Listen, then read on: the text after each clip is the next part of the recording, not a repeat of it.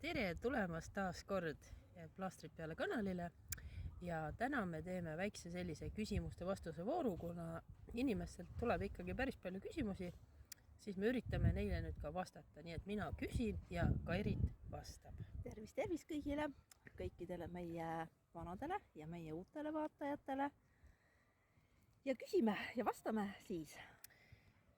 Küsimus number 1 on selline, kui mina olen kandnud X39 juba 6 aega ja ma ei saa mitte midagi aru, kas see plaaster siis ikka töötab? Ja vastan siis sellele küsimusele, et kui inimene on kasutanud X39 plaastrit 6 aega, esimene pakk on tühjaks saanud ja ei tunne mitte midagi, siis kõigepealt soovitaksin kasutusele võtta jälgimislehe. Seda saab meie käest küsida ja see on lihtsalt abiks, et jälgida siis neid muutusi, et tundma ei peagi midagi. Muutused on teinekord silmaga nähtavad rohkem, kui nad on tuntavad.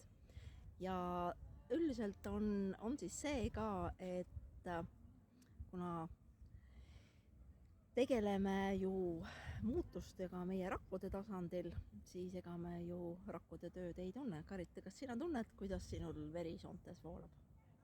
Ei tunne? Aga kuidas sinu juuksed kasvavad? Üldse ei tunne. Tõesti?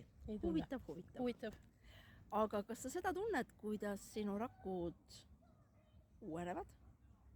Nagu kohiseb. Loomulikult ei tunne. Nii et tegelikult ongi vastus see, et jälgige neid muutusi, tehke endast pilti. See ei ole mitte selleks, et oleks mingi iludusvõistlus või edevus, aga see on selleks, et märgata muutusi. Panete 2 pilti kõrvuti ja te näete muutust. Uskuge, meil on üsna mitu pilti juba kõrvuti pandud. Just, ja muutused on täiesti märgatavad. Nii, tihtipeale siis küsivad inimesed sellist asja. Et issand, mis nüüd saab? Minul ununes plaaster peale 24 tunniks. Et mis nüüd saab? Võin kohe öelda, minul on ka niimoodi juhtunud. Lihtsalt panin sellisesse kohta, kuhu tavaliselt pole pannud ja unustasin, pidin õhtul ära võtma, hommikul hakkasin uut panema ja vana oli ees. Ja ei juhtugi mitte midagi, võtate ära ja lihtsalt teete järgmine päev pausi. Järgmine päev ei pane ja siis lähete edasi nii nagu enne. Uuesti plaastrid peale. Just. Mitte midagi ei juhtu. Hirmsat ei juhtu. Nii, ja siis on meil küsitud sellist asja, et aga mis saab siis, kui inimene näiteks läkski trenni või kuhugi ja ootamatult tuli plaaster lahti. Mis siis saab? Ei ole põhjus paanikaks. On mitu võimalust. Võimalus number 1 on siis see, et kui see lahti läinud plaaster on teil ikkagi veel alles, siis kuivatate oma naha ära, kuivatate selle plaastri liimi poole ära ja enamasti õnnestub ta tagasi kleepida. Kui juhtub nii, et see plaaster enam kinni ei jää, siis on järgmine võimalus, võtate mingisuguse teise plaastri või võtate teibi ja teibite selle plaastri teise teibiga üle ja plaaster on peal. Näete, kui loogiline. Mitte midagi hirmsat ei juhtu.